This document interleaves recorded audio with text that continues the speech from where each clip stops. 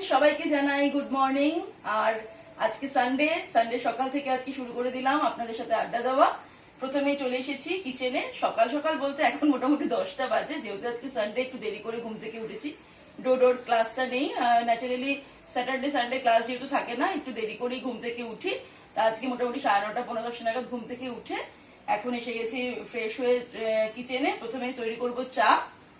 3 জনের জন্য চা তৈরি করছি, কারণ আজকে মানে সকালবেলা নর্মালি ডোডোকে কমপ্ল্যান দেওয়া হয়, কমপ্ল্যানের মধ্যে চকোস দিয়ে, কিন্তু কমপ্ল্যানটা গতকাল ফুরিয়ে গেছে আর আনা হয়নি। অ্যাকচুয়ালি এখন তো যে কোনো সময় হুটহাট করে দোকানে চলে যাওয়া যাচ্ছে না, মোটামুটি একটা প্ল্যানিং করে বাইরে বেরোতে হচ্ছে আর বাইরে থেকে এসে স্নান করতে হচ্ছে। সুতরাং সবসময় যে হুট করে কিছুটা আনতে বাইরে বেরিয়ে যাব বা প্রেম চলে যাবে বাইরে দোকানে, সেটা সম্ভব হচ্ছে না বলে কিন্তু কিছু করার নেই। ওকে এখন চাটাই দিচ্ছি। লিকার চা তো খুব একটা অসুবিধা হবে না, সকালবেলা আমরা লিকার চাটাই খাই। যদিও লিকার চা খেতে আমার একদম ভালো লাগে না, কিন্তু তাও লিকার চাটাই খেতে হয়, কারণ দুধ চা হলে প্রচন্ড অ্যাসিডিটি হয়। সকালে চাটা যদি দুধ চা খাই তাহলে অনেকদিন দেখেছি যে প্রচন্ড পরিমাণে অ্যাসিডিটি হয়, সেই জন্য সকালে চাটা লিকার চাই খাই। তাহলে চলুন চাটা তৈরি করে নিয়ে আড্ডাটা কন্টিনিউ করছি। সঙ্গে থাকুন।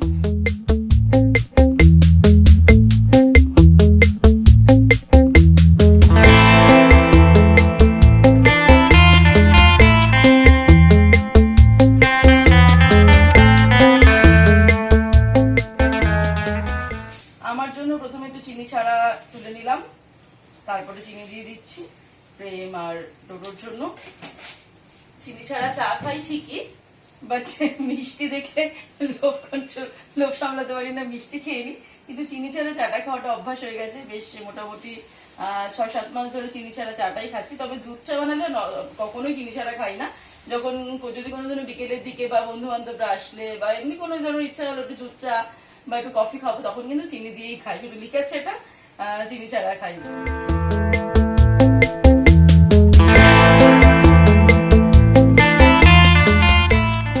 বড় কাপটা প্রেমের, আমার জন্য আর ডোডোর জন্য ছোট ছোট কাপ। সেম যদি দুধ চা হয় তখন এটা উল্টো হয়ে যায়, বড় কাপটা আমার জন্য থাকে আর ছোট কাপটা প্রেমের হয়ে যায়। কারণ প্রেমেরও সেম প্রবলেম, দুধ চা খেলেই অ্যাসিডিটি, ও দুধ চাটা একটু কম খায়। কয়েকদিন ধরে যা গরম পড়েছে, এমনিতে রাত্রিবেলা প্রচন্ড গরম লাগছে, ঠিকঠাক করে ঘুম হচ্ছে না। তা আজকে ভাবলাম এর জন্য একটু দেরি করে উঠি।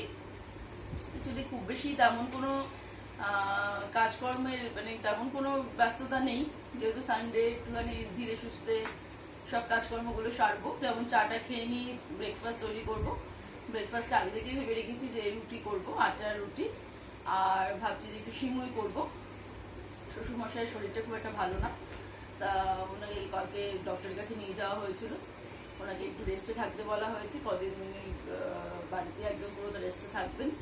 আর সঙ্গে কিছু ভিটামিন সিরাপ ওনাকে প্রেসক্রাইব করেছেন, আর প্রচুর পরিমাণে ফল খেতে বলেছেন।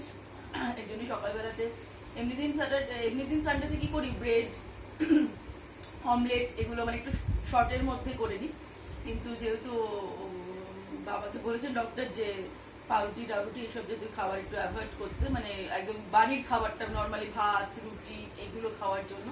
তাই ভাবলাম যে রুটিটাই করি, রুটি করবো আর সিমুই করবো তার সঙ্গে। তা ঘুম থেকে উঠতেই বেশ খানিকটা দেরি হয়ে গেল, চাটা খেয়েই চটপট ঢুকে পড়তে হবে রান্নাঘরে। তারপরে বিস্কিটটা দে, তারপরে ব্রেকফাস্টটা করবো। বাবা অনেক সকালেই উঠে পড়ে। আমাদের তুই কখন উঠেছিস? আমাদের আগে তো কখন উঠেছিস? 10:30 না 9:30। অ্যাকচুয়ালি বাদ বাকি মানে মানডে থেকে ফ্রাইডে পর্যন্ত ডোডোকে ঘুম থেকে ক্লাসের জন্য ডেকে তুলতে হয়।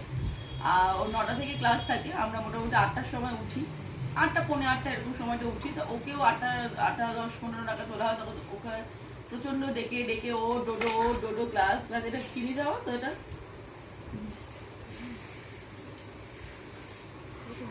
তোলা হয়। কিন্তু ও কি করবে, ও সানডেতে ও কিন্তু আমাদের আগে ঘুম থেকে উঠে পড়ে। একদম ঘুম থেকে উঠে পড়ে ওর প্রথম কাজ হচ্ছে টিভিটা গিয়ে চালিয়ে দেওয়া, কারণ ওর নিয়ম হচ্ছে ও মানডে থেকে ফ্রাইডে ও টিভি দেখা বন্ধ। কোথায়? আমি তো টিভি দেখি তো।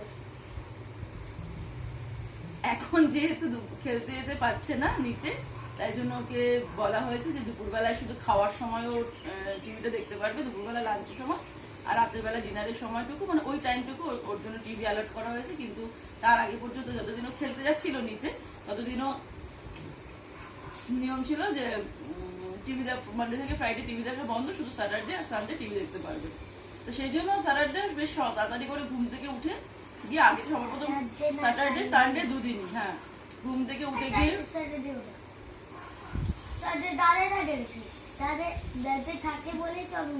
আচ্ছা দাদাই থাকলেই ও মানে একা একা উঠতে ভয় পায়, মানে অন্য দিন দাদাই না থাকলে একা একা গিয়ে টিভি দেখতে পারে না। আর দাদাই বাড়িতে থাকলেই ও গিয়ে টিভিটা সবার প্রথম চালিয়ে যায়। আজকে যথারীতি কি করেছে, আমি ঘুমাচ্ছি, আমি ঘুম থেকে মানে বেডরুম থেকে দেখা গেল যে ড্রয়িং রুমে টিভিটা চলছে, আমি দেখলাম পাশে ডোডো নেই, উঠে পড়েছে ও। আমি তাও সপ্তাহে একটু শুয়ে রয়েছি, তা ওমা দেখি 10 মিনিট পর ডোডো এসছে, এসে আমাকে বলছে যে টিভিটাকে অফ করে এসেছে। সে আমাকে বলছে যে মা আমি কি টিভিটা চালাবো, মানে আমার কাছে পারমিশন নিতে এসেছে, মানে ও বুঝতে পারেনি যে আমি তার আগে দেখে নিয়েছি যে টিভিটা চালিয়ে দিয়েছে। ওর মানে হয়তো টিভিটা কি প্রথমে চালিয়ে দিয়েছে, তারপর দাদা যখন বলেছে যে তুই টিভিটা কেন চালালে, তো তোমার মাথাতেই এসছে, তোর মাথাতেই এসছে,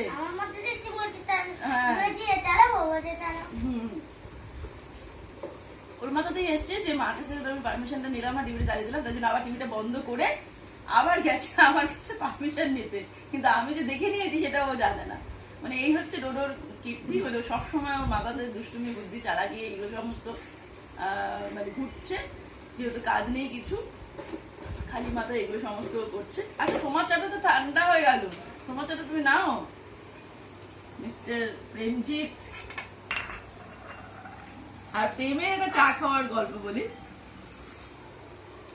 ও যে 1 কাপ, এত বড় একটা 1 কাপ দেখতেই পাচ্ছেন, বেশ লিটার চা নিয়েছে, কিন্তু চাটা মেনলি খাবে হচ্ছে যতক্ষণ চাটা থাকবে ও বিস্কিট ডুবিয়ে বিস্কিটটা খাবে, মানে চা চুমুক দিয়ে খুব কম খায়, মানে ও বিস্কিটটা ডুবিয়ে বিস্কিটটা চায় সব হতে হতে শেষ হতে থাকবে, ও চা খাবে না। ওই 1 কাপ চায়ের সঙ্গে মোটামুটি 5-6টা বিস্কিট, তবে এই বিস্কিটটা না, ও টোস্ট বিস্কিট খায় চায়ের সাথে, টোস্ট বিস্কিট চুবিয়ে খাবে, মানে চা খাওয়া মানে হচ্ছে বিস্কিট গুলো চুবিয়ে খাওয়া, মানে এরকম নর্মালি এরকম চা এরকম সিপ করে চাটা প্রেম খায় না। কোনটা?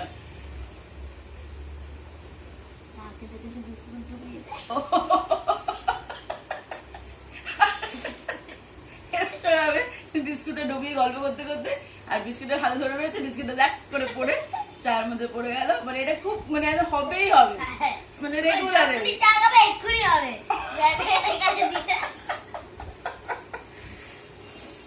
হবে, বিস্কুটটা চায়ের মধ্যে ভেঙে পড়ে যাবে। তারপর আর একটা বিস্কুট দিয়ে ওগুলোকে তুলবে, তুলে একটা ধরে নিচে খাবে, কি বলো?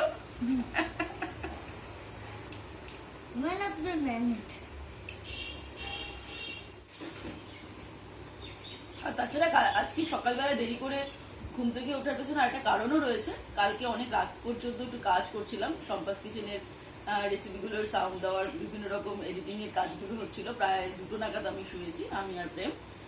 সেই জন্য আর একটু দেরি করে, অ্যাকচুয়ালি ওই কাজগুলো মোটামুটি একটু রেখে দিই, স্যাটারডে সানডে মিলে করে ফেললে সারা সপ্তাহটা একটু রিলিফ পাওয়া যায়, সেই জন্য ওই কাজগুলো মোটামুটি সেরে রাখি। আজকে যাই হোক দেরি করে ঘুম থেকে উঠলাম, চা খাওয়া হয়ে গেল, এবার ব্রেকফাস্টের পালা, ব্রেকফাস্টে তৈরি করব, তারপরে আবার তোমাদের সঙ্গে আড্ডা দেবো, ঠিক আছে? সিমুইটাকে ঘিয়ে ভেজে নিলাম, এবারে ঘিয়ের মধ্যে দিয়ে দেবো।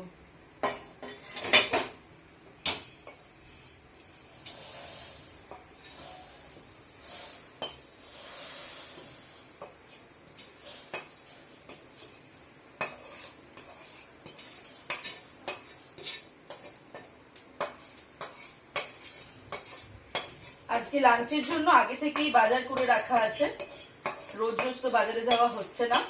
কালকেই প্রেম বাজার থেকে নিয়ে এসেছে চিকেন, দুপুরবেলা চিকেন রান্না করব, আর একটা নতুন আইটেম রান্না করব, সেটা শেয়ার করব, সেটা এক্ষুনি বলছি না, সেটা একটু টুইস্ট বলা যেতে পারে। কি করব আপনাদের সাথে শেয়ার করব। সিমুই আর রুটিটা আগে করে নিই, দিয়ে বাবাকে খেতে দিয়ে দিই, তারপরে রান্নার জোগাড়টা তারপরে করবো। বাসনপত্র মাজা টাজাগুলো হয়ে গেছে।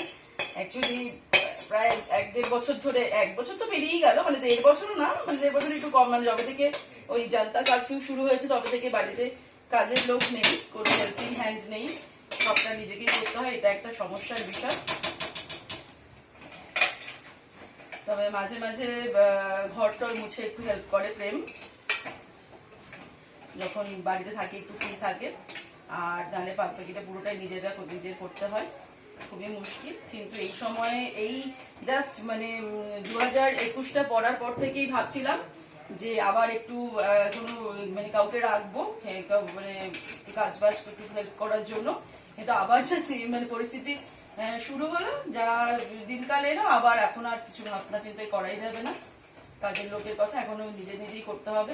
অ্যাকচুয়ালি রান্না বান্না করাটাতে খুব একটা অসুবিধা হয় না, কিন্তু ওই সবটা মিলিয়ে যেহেতু এখন ছেলের অনলাইন ক্লাস, ওখানে একটু সময় হলেও দিতেই হয়।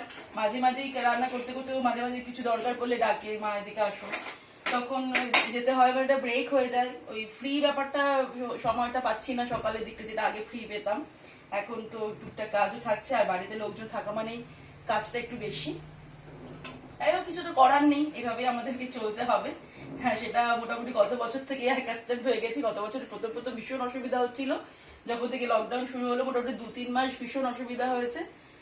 কিন্তু তারপর থেকে মোটামুটি একটা হ্যাবিচুয়েট হয়ে গেছে আর কি, যে করতে হবে, আমাদের কি করতে হবে। তা অনেকটা দেরিও হয়ে যায় কোনো দিন রান্না বান্না শেষ হতে, মানে সবটা কাজ বাজ মেটাতে মেটাতে হয়তো 2:30-3টে বেজে গেল।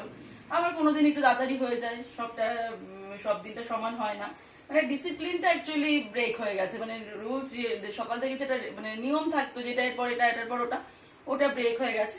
কিছু বলার নেই এই ব্যাপারে। এইভাবে আমাদের এখন কতদিন চলতে হবে সেটাই হচ্ছে অপেক্ষার বিষয়, যে কতদিন এভাবে আমাদের চলবে, কতদিন স্কুল বন্ধ থাকবে। শিমুয়ে চিনিটা দিয়ে দিচ্ছি।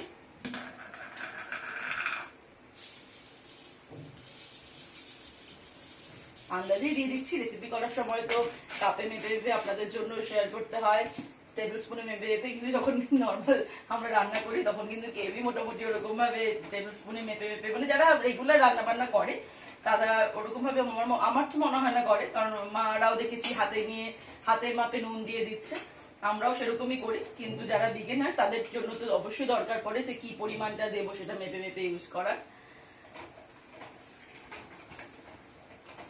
টিফিন হয়ে গেছে, বাবাকে আর প্রেমকে খেতে দিয়ে দিয়েছি, ডোডোকে একটু খাইয়ে দিচ্ছি, কারণ একটু গরম সিমুইটা ও একা একা খেতে পারবে না। আর ডোডোকে টাস্ক দিয়েছি, রবিবারের টাস্ক, ওকে ড্রয়িং করতে দিয়েছি। ও সকাল থেকে উঠে না হলো 1-1.5 ঘন্টা টিভি দেখে নিয়েছে অলরেডি, তাই বলেছি যে আর টিভি দাও এখন। এবার ও ড্রয়িং করছে, ওকে একটা মোবাইলে একটা আমি ড্রয়িং খুলে দিয়েছি, ও সেটা দেখে দেখে ড্রয়িং করছে। ড্রয়িংটা করে নেই, তাড়াতাড়ি ফিনিশ কর, ফিনিশটা কর, তাড়াতাড়ি কর, তারপরে কালার করতে হবে। জলদি भी क्या है? না জলদি করতে হবে। যে কোনো কাজ তোমাকে বলেছি না যে তুমি স্লোলি করবে না? किसने বলেছি না স্লোলি করতে হবে? জলদি के काम दुश्मनी काम होते हैं। এই জন্য তোকে আমি কার্টুনগুলো দেখতে দিই না।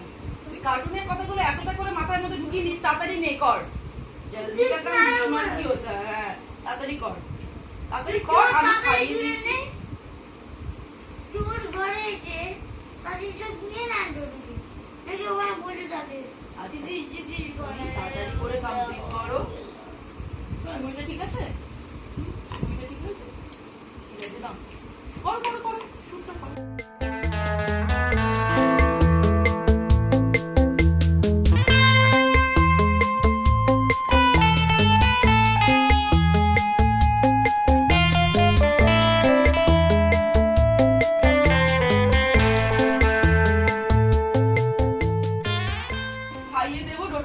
তারপরে নিজে খেয়ে নেব, তারপরে শুরু হয়ে যাবে দুপুরে লাঞ্চের পর্ব।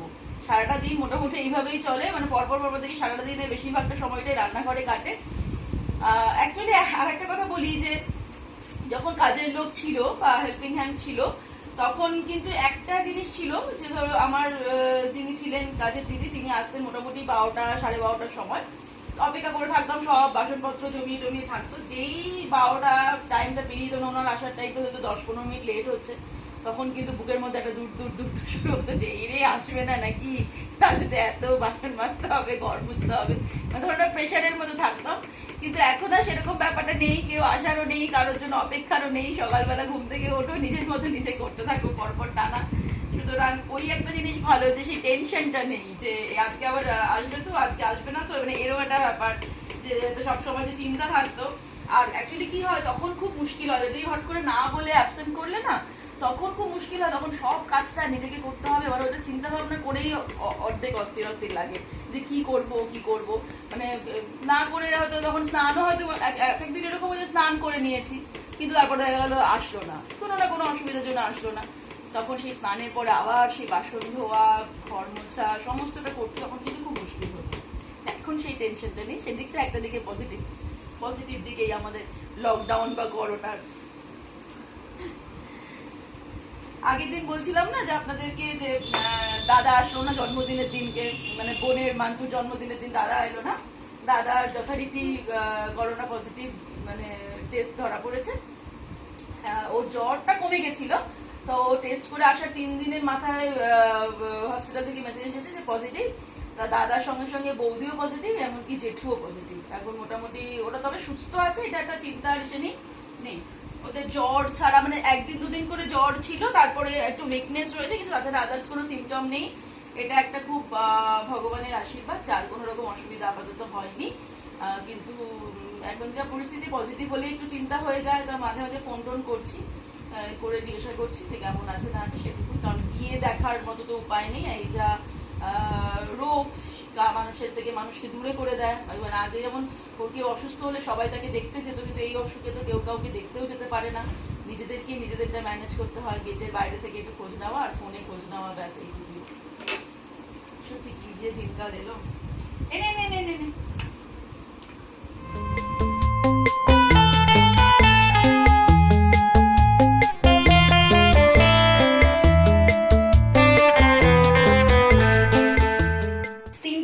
একবারে রান্না বসিয়ে দেব। এদিকটাতে চিকেন বসিয়ে দিচ্ছি, এখানে বসিয়ে দিয়েছি ভাত।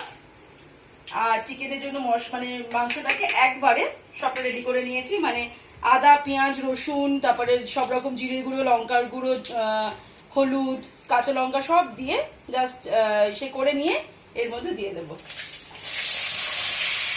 এটা কিন্তু টকঝোল দিয়ে একটা চিকেন রান্নার উপায়। ন্যাচারালি বাড়িতে যখন আমরা খুব সিম্পল ভাবে চিকেন রান্না করি, তখন কিন্তু এভাবে চিকেনটা রান্না করি। চিকেনটাকে এবার আমি এই দিকটাতে শিফট করে দেবো, কারণ এবার এটাকে শুধু নাড়তে হবে টাইমে টাইমে। আর হাই ফ্লেমেই আমি চিকেনটাকে প্রথমে করবো। একটু জাস্ট মিক্স করে দিলাম, এদিকে নাড়তে সুবিধা হয়, ওদিকে একটু এগিয়ে নাড়তে হয়। তারপর এটাকে শিফট করে দিয়ে এইদিকে আমি আরেকটা কড়াইতে আরেকটা রান্না বসিয়ে দেবো। মাংসটাকে হাই ফ্লেমে শুধু নাড়তে থাকবো, এরকম ভাবে কিন্তু কষাতে হবে, হাই ফ্লেমেই কষাবো।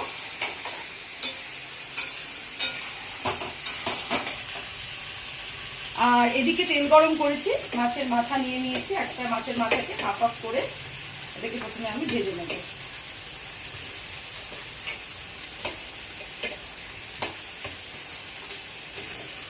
আর আগেই একটু চাটনি আর আলু উচ্ছে ভাজা ভেজে নিয়েছি। আজকের মেনুতে এটাই চাটনি করে নিয়েছি, আম আর টমেটো দিয়ে একটু পাতলা করে ঝোল ঝোল মতো চাটনি করেছি। গরমকালে এই পাতলা পাতলা চাটনিটা খেতে বেশি ভালো লাগে। তেলটা গরম হয়ে গেলে মাঝে মাঝে ভেজে নিতে হবে।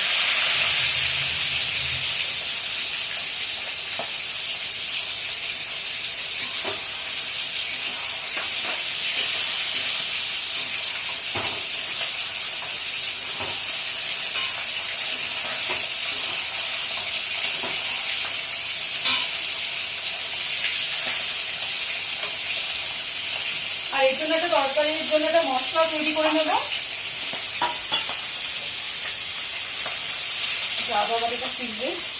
আমি যেটা করি, একসঙ্গে বেশ কিছুটা পরিমাণে আদা এরকম বেটে রেখে দিই, আদা আর রসুন দুটোই বেটে রেখে দিই, কারণ অল্প প্রত্যেকদিন খুব বেশি পরিমাণে আদা রসুন বাটা লাগে না, কোনো কোনো কিন্তু রসুন বাটা হয়তো লাগেই না, তখন কি হয়, অল্প একটু আদা মিক্সিতে বাটতে খুবই অসুবিধা হয়, মানে ঠিক মতো ওটা হয় না।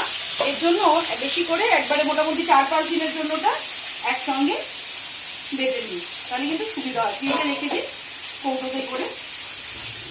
এর মধ্যে একটু গরম মশলার গুঁড়ো দেবো। এই যেটা মাছের গুঁড়ো দিয়ে যেটা হবে সেটার মধ্যে কোনো পেঁয়াজ রসুন পড়বে না। একটু জিরের গুঁড়ো,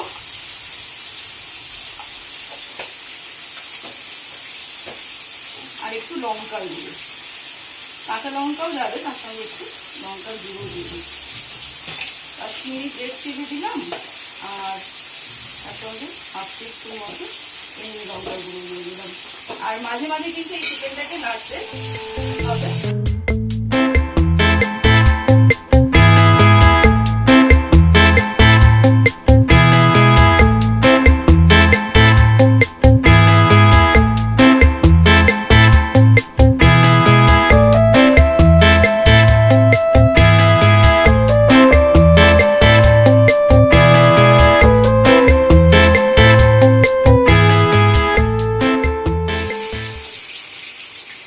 মাছ ভাজা হয়ে গেল, মাছের মাথাটা ভাজা হয়ে গেল। এর মধ্যে একটু গোটা জিরে ফোড়ন দেবো, নিচ্ছি।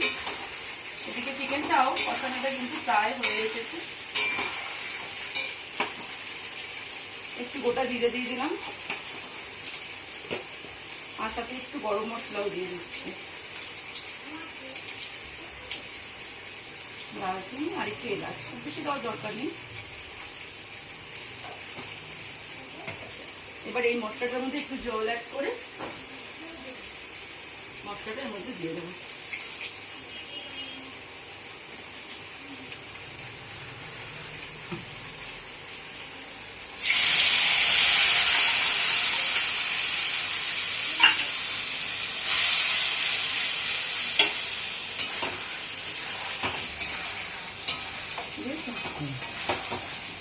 এই সময় এর মধ্যে ভেজে রাখা চিকেনের আলুগুলো দিয়ে দিচ্ছি, কারণ চিকেন হতে তো বেশিক্ষণ সময় লাগবে না।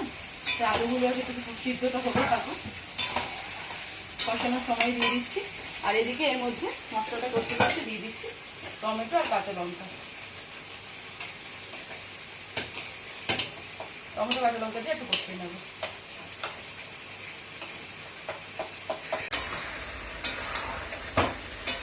চিকেনটা প্রায় কষানো কমপ্লিট, আর একটু লাগবে কষাতে,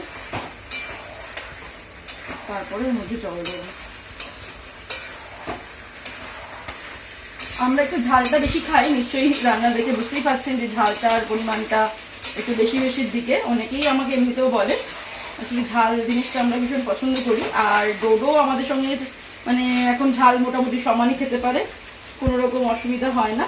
অ্যাকচুয়ালি ছোটবেলা থেকেই যখন ধরুন ও মোটামুটি 2.5-3 বছর বয়স থেকে যখন থেকে নর্মাল খাওয়া দাওয়াগুলো শুরু করলো, তখন আমরা একটুখানি মানে আলাদা করে ওর জন্য রান্না করতাম না, আমরা ঝালটা একদম কম খেতাম ওর জন্য। কিন্তু তারপর আস্তে আস্তে একটু একটু করে বাড়িয়ে বাড়িয়ে ঝালটাকে মোটামুটি 4-5 বছর থেকেই ও একদম নর্মাল আমাদের মতো ঝাল ঝাল খেতে পারে, অসুবিধা হয় না। তবে হ্যাঁ, অনেক সময় হয়তো হয় যে একটু ঝাল বেশি হয়ে গেলে সেটাতে হয়তো একটু ঝোলটা কম দিয়েও ভাতটা মাখাই, এরকম করে একটু অ্যাডজাস্ট করি। কিন্তু ওর জন্য আলাদা করে কোনোদিনও আমরা রান্নাটা করতাম না, কারণ এটা আমার মা শিখিয়েছিলেন যে বাচ্চাদেরকে দেখবে একদম নর্মালি বড়দের মতো খাওয়ালেই ওদের একটা প্র্যাকটিস হয়ে যাবে, আর কোথাও গিয়ে অসুবিধা হবে না। কারণ আমরা যেহেতু ঘুরতে পছন্দ করি, ঘুরতে ভালোবাসি, তাই জন্য কিন্তু ওই যাতে বাইরে গেলে অসুবিধা না হয় সেই জন্য ওকে এরকমভাবে প্র্যাকটিস করানো। বাইরে গেলে এত নর্মাল খাওয়া দাওয়াটাই খেতে পারে। যেমন এই কিছুদিন আগে সিকিম গেলাম, একদম নর্মাল যেমন খাওয়া দাওয়া ও শুধু সেটাই খেলো। শুধু এবছর নয়, ওকে নিয়ে তো আমরা ঘোরা শুরু করেছি 1 বছর বয়স থেকে। ওর প্রথম জন্মদিনের থেকে আমরা ঘোরা শুরু করেছি, তারপর থেকে তো প্রচুর ঘোরাঘুরি করেছি, কিন্তু ওর কিন্তু কোনো রকম অসুবিধা হয় না। দেখো চিকেনটা কখনো কমপ্লিট, এবার আমি এর মধ্যে জল দিয়ে দিচ্ছি। আর এদিকে এই মশলাটাও কষানো হয়ে গেছে, কষানো কমপ্লিট হয়েছে।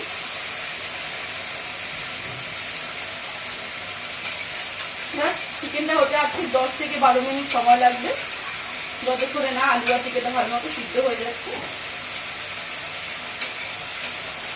আর অল্প একটু জল লাগবে।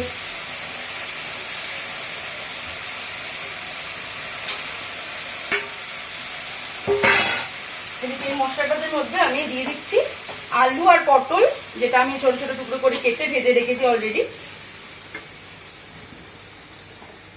কারণ প্রেম বাজারে গেছিল, একটু টুকটাক জিনিসপত্র আনার ছিল, তো ওই সময় আমি এই কাজগুলো একটু এগিয়ে রাখলাম, তাহলে মানে তারপরে আপনাদের সাথে এই ভিডিওগুলো শেয়ার করতে পারবো। রান্না করতে করতে তো একা ভিডিওটা করা মুশকিল। মাছের মাথাটাও কিন্তু একটু টুকরো টুকরো করে ভেঙে দিয়ে দিচ্ছি।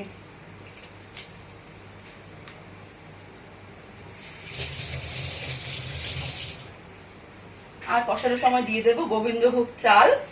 এটা এখানে 50 গ্রাম মতো গোবিন্দভোগ চাল আছে, যেটাকে আমি শুকনো কড়াইতে ফ্রাই করে রেখে দেখুন চালগুলো একটু ফুলে ফুলে গেছে। এবার সবকিছুকে এর সঙ্গে দিয়ে কষিয়ে নেব। ফ্লেমটাকে কষানোর সময় বাড়িয়ে দিলাম। আমরা যেটা মুড়িঘণ্ড খাই, মুড়িঘণ্ডতে তার পটল দেয় না, এটা কিন্তু আপনারা বলতে পারেন মুড়ো পটলের ছক্কা বলে একটা রেসিপি বলতে পারেন, বা পটল আলুর মুড়িঘণ্ড বলতে পারেন। এটা একটা নতুন ইনভেনশন, এইভাবে করছি, আপনারা বাড়িতে ট্রাই করতে পারেন।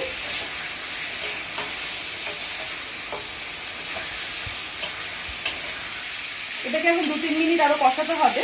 ফ্লেমটাকে মানে মাঝে মাঝে বাড়িয়ে মাঝে মাঝে কমিয়ে যাতে পুড়ে না যায়। আর চিকেনের ঝোলটা দিয়ে ফুটতে শুরু করবো, ওর মধ্যে আমি একটু দিয়ে দিচ্ছি দুটো ছোট ছোট পেঁয়াজ। এই পেঁয়াজটা ঝোলের মধ্যে দিয়ে দেবো, আর তারপর এটাকে আমি ঢেকে দেবো। একবার একটু মিক্সড করে নিতে পারি, নেড়ে নিচ্ছি। এই পেঁয়াজগুলো ভাতের সঙ্গে যখন খাবো তখন কিন্তু ভীষণ ভালো লাগে। এটা অ্যাকচুয়ালি আমার মানে প্রেম ভীষণ পছন্দ করে এই খেতে। একটু ছোট ছোট পেঁয়াজ বাড়িতে থাকলে তখন আমি দিই। বড় পেঁয়াজ দিলে কিন্তু ভালো লাগবে না, ছোট সাইজের পেঁয়াজই কিন্তু ওটাকে দিতে হবে। তারপরে এবার যেই একদম টকবক করে মাংসটা ফুটতে শুরু করবো, মাংসটাকে আমি কমিয়ে দেবো। কমিয়ে দিয়ে মোটামুটি মিডিয়াম টু লোতে করে 10 মিনিট রান্না করে দেবো। এটাও ফুটে গেছে, এটাও কষানো কমপ্লিট। এর মধ্যে দিচ্ছি জল। এর মধ্যে জলটা একটু বেশি দিতে হবে, কারণ চালগুলো কিন্তু সিদ্ধ হয়ে যখন যাবে অনেকটা জলটা একটু টেনে নেবে। ব্যাস, এই হলো আমার রবিবারের রান্না। এবারে ঝট করে স্নান করে নেব, আর তার আগে ডোডোকে একটু স্নান করে দিতে হবে। তারপর আবার খাওয়ার সময় দেখা হচ্ছে। সবার স্নান টান কমপ্লিট, খাওয়ার শুরু হয়ে গেছে, খেতে বসে পড়েছি। শুধু বাবাকে দুপুর 2টো নাগাদ খেতে দিয়ে দিয়েছিলাম, আর এখন আমরা 3জন খাচ্ছি, আমি প্রেম আর ডোডো। চিকেন আর এই যে মুড়িঘণ্ট, আর তার সঙ্গে আলু উচ্ছে ভাজা আর চাটনি, আমার টমেটো দিয়ে। আর যেটা সবার ফেভারিট, সব থেকে বেশি ফেভারিট, সেটা হচ্ছে এই গন্ধরাজ লেবু, যেটা হচ্ছে আমার গরমকালে ভীষণ ভালো লাগে যে কোনো কিছুর সঙ্গে একটু লেবু খেতে। খেয়ে নেবো, তারপর ঘুম দেবো। দুপুরবেলায় লাঞ্চ সেরে ভেবেছিলাম যে একটুখানি একটা লম্বা ঘুম দেব, কিন্তু সেটা হলো না। এটাকে রেখে আয় দুটো কিচেনে রেখে আয়। কারণ সিনেমা দেখতে বসে গেলাম 3জনে মিলে, আমি প্রেম আর ডোডো। সিনেমা দেখলাম, সেটা হচ্ছে অ্যাভেঞ্জার এজ অফ আল্ট্রন। প্রথমে ভেবেছিলাম যে কিছুটা খেয়ে মানে খেতে খেতে সিনেমাটা দেখতে শুরু করেছিলাম, তারপর ভেবেছিলাম যে 1 ঘন্টা খানি মানে খেতে খেতে দেখে তারপরে বন্ধ করে দিয়ে ঘুমিয়ে পড়বো, কিন্তু আলটিমেটলি তা হলো না। পুরো সিনেমাটাই বসে বসে দেখলাম। তারপরে এখন ভাবছি যে ফার্স্ট মিনিট, তারপরে এখন এই দেখি তরমুজ কাটছি। তরমুজটা না না বোঝা দিতে হবে না, তুমি এরভাবে খাও, এরভাবে খাও, এরভাবে ধরে ধরে খাও। হ্যাঁ, তরমুজটা খেয়ে নিয়ে চলে যাব রেসিপির কাজ শুরু করব। তাই আজকে এখানেই ব্লগটা শুরু করবো বলছি, ব্লগটা আজকে এখানেই শেষ করছি। হ্যাঁ, এরপর রেসিপির কাজ শুরু করে দিলে অনেকটা সময় লেগে যাবে, কখন শেষ হবে তা ঠিক নেই। তাই আজকে এই সানডের ব্লগটা আপনাদের কেমন লাগলো আপনারা কিন্তু অবশ্যই আমাকে কমেন্ট সেকশনে কমেন্ট করে জানাবেন, আর জানাবেন যে আপনারা সানডেটা কি করে আজকে স্পেন্ড করলেন। ভালো মিষ্টি তরমুজটা। আর ব্লগটা ভালো লাগলে কিন্তু লাইক করতে শেয়ার করতে ভুলবেন না। তাহলে টাটা, বাই বাই।